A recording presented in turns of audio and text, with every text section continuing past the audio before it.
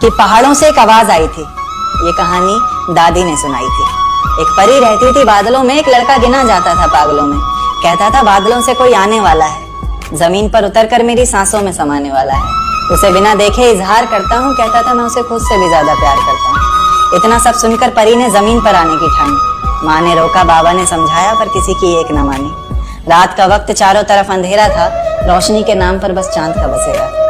अब चांद से याद आया कि चांद की रोशनी भी